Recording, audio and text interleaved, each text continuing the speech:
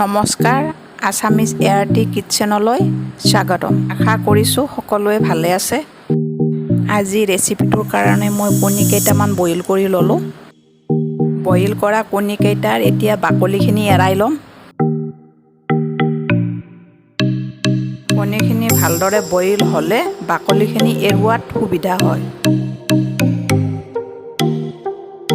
আপোনালোকে লোকেল হাঁহ বা মুৰ্গীৰ কণীও ল'ব পাৰে। কণীকেইটাৰ বাকলি গুচোৱা হৈ গৈছে। ইয়াতে মই অলপ হালধি লগাই ল'ম কালাৰটো উঠিবৰ কাৰণে।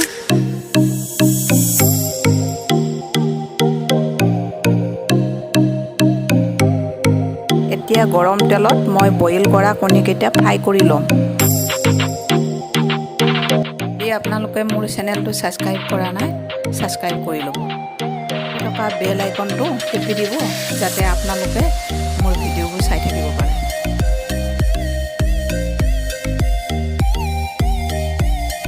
কণী ফ্ৰাই হৈ গৈছে। মই এতিয়া কণীকেইটা বাচন এখনত উলিয়াই ল'ম।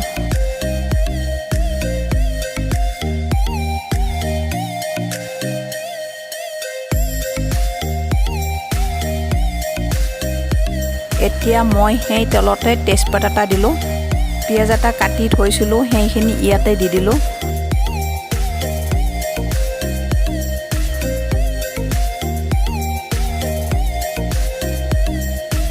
তাৰপিছত নহৰু পেষ্ট 1 চামুচ দিলোঁ আৰু আদাৰ পেষ্টটো 1 চামুচ দিলোঁ।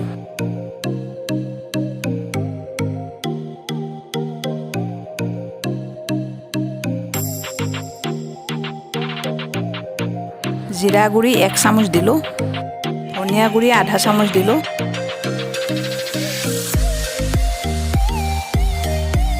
ঘৰতে বনাই লোৱা গৰম মছলা আধা চামুচ দিলোঁ। ঘৰতে বনাই লোৱা জালুকৰ গুড়ি আধা চামুচ দিলোঁ।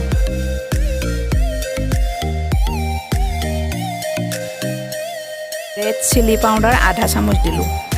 গোটা মছলা ইলাচি 2টা, ডালচেনি অকণমান দিলোঁ। এতিয়া মছলাখিনি গোটেইখিনি ভালদৰে ভাজি ল'ব। 3টা কেঁচা জলকীয়া দিলোঁ।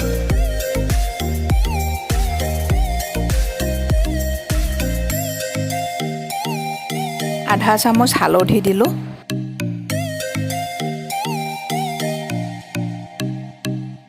তাৰ পাছত কাটি থৈ দিয়া বিলাহী 2টা ইয়াতে দি দিলোঁ।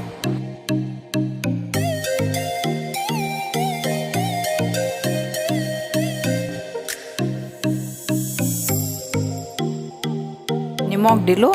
নিমখটো আপোনালোকৰ সোৱাদ অনুযায়ী দি দিব।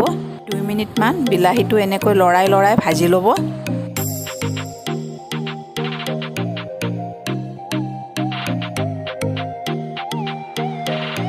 তাৰ পাছত বিলাহীখিনি 2-3 মিনিট মিডিয়াম ফ্লেমত ঢাকি দিব। এয়া চাওক, বিলাহীখিনি ধুনীয়াকৈ সিজি গৈছে আৰু ধুনীয়া কালাৰ এটাও উঠিছে।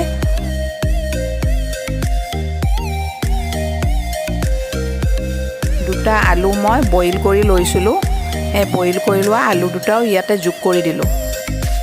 এতিয়া লৰাই লৰাই গোটেইখিনি ভালদৰে ফ্ৰাই কৰি ল'ব।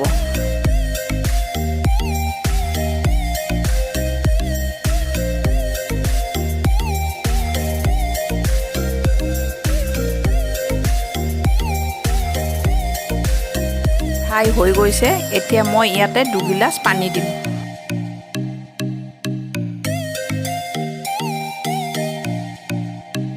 যদি আপোনালোকে মোৰ চেনেলটো ছাবস্ক্ৰাইব কৰা নাই, ছাবস্ক্ৰাইব কৰি ল'ব।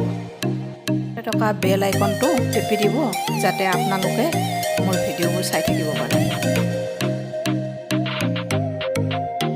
ফ্ৰাই কৰি থোৱা কণীকেইটা মই ইয়াতে দি দিম।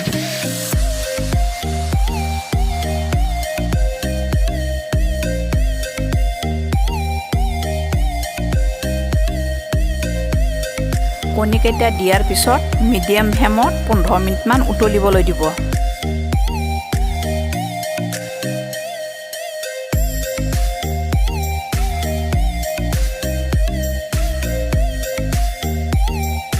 আজিৰ ৰেচিপিটো প্ৰস্তুত হৈ গৈছে। মই ধনিয়া অলপ কাটি লৈছিলোঁ, সেইখিনিকে অলপ ওপৰত ছটিয়াই দিলোঁ। দেখিবলৈ বহুত ধুনীয়া লাগিছে। আপোনালোকে ঘৰত এনেদৰে 1 কেজি বনাই চাব। খাই নিশ্চয় ভাল পাব। ভিডিঅ'টো লাইক কৰিব আৰু কমেণ্ট কৰিব।